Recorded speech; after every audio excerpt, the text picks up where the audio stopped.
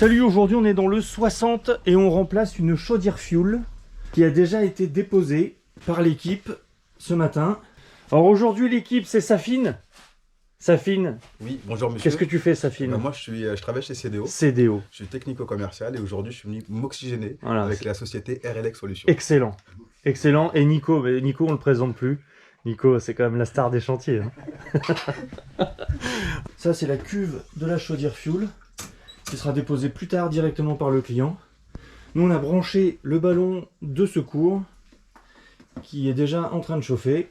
La bouteille de découplage est en place, le module hydraulique est en place et on va pouvoir commencer les raccordements hydrauliques dès maintenant.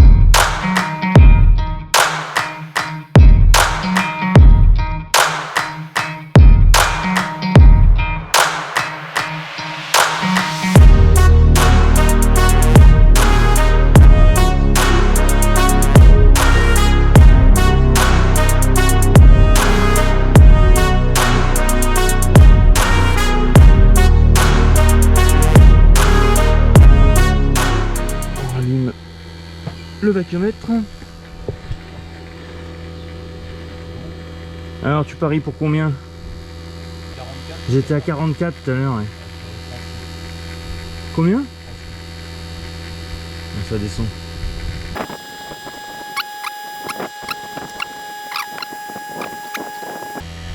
5. Allez c'est bon. Donc on isole. On coupe la pompe à vide. Voilà. Et on va laisser 20 minutes comme ça. 63 microns après 20 minutes. C'est pas un vide ultime ça? Ouais si, c'est un vide ultime ça. C'est pas mal du tout.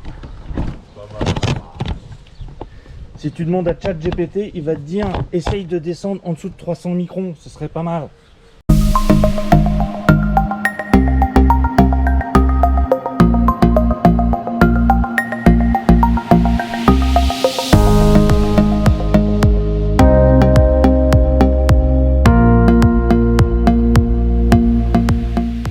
Bon, on en est où là? Il nous reste plus que le tube de départ du primaire à faire.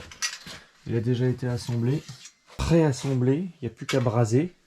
Et ensuite on met en route. Il nous reste la configuration des switches aussi à faire. Vérifier qu'on a mis des joints et serrés. SW11 sans chaudière c'est off. SW12 température maximale de la pompe à chaleur on va la mettre à 55 degrés donc c'est off. Ballon de CS avec donc c'est on. SW13 on. Sans thermoplongeur c'est 4 c'est off. SW7 tout est off. Ok. Tu peux mettre le jeu du coup? Ouais.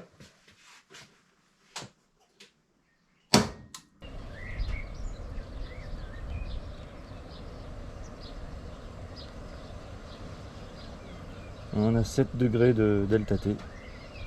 Donc on récupère bien de la chaleur, la machine est en eau chaude sanitaire. Tout fonctionne bien.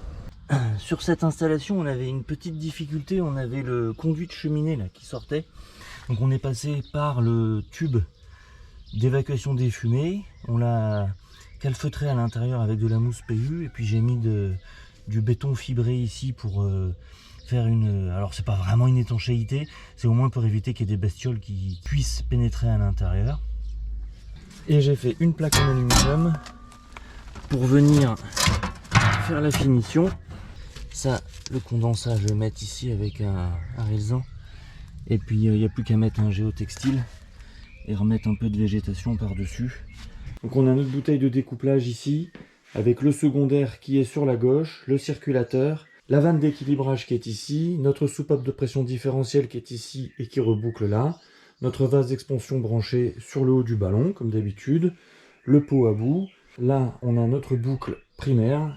Ici, on a le module hydraulique. Toute la partie eau froide et eau chaude sanitaire se situe ici avec les tuyaux multicouches blancs. Notre mitigeur de sécurité, une pompe de relevage pour renvoyer les condensats qui viennent du groupe de sécurité, de la soupape de sécurité ici, de la soupape de sécurité là-bas. La seule chose qui nous reste à faire maintenant, c'est d'injecter le produit d'entretien, l'inhibiteur de corrosion. On va mettre 1,5 litre, étant donné qu'on a environ 150 litres dans le réseau. Et l'opération sera complètement terminée.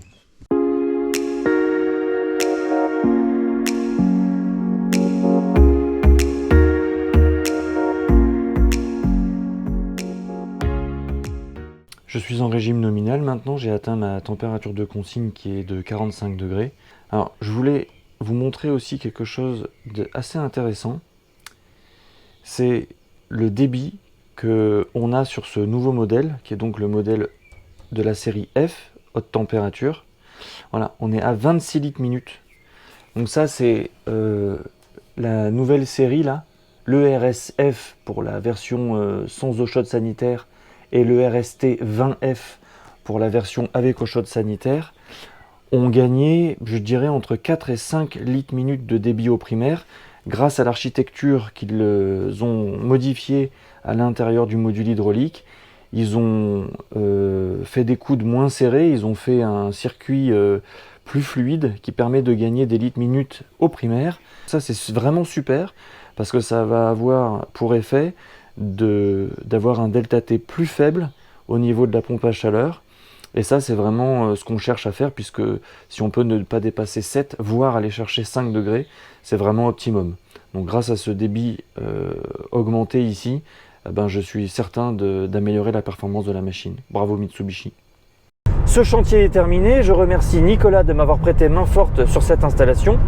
Je remercie Safine pour sa participation et l'entreprise CDO. Safine, tu reviens quand tu veux, c'était un vrai plaisir. Je vous remercie d'avoir regardé cette vidéo et je vous dis à bientôt pour de prochaines aventures. Salut!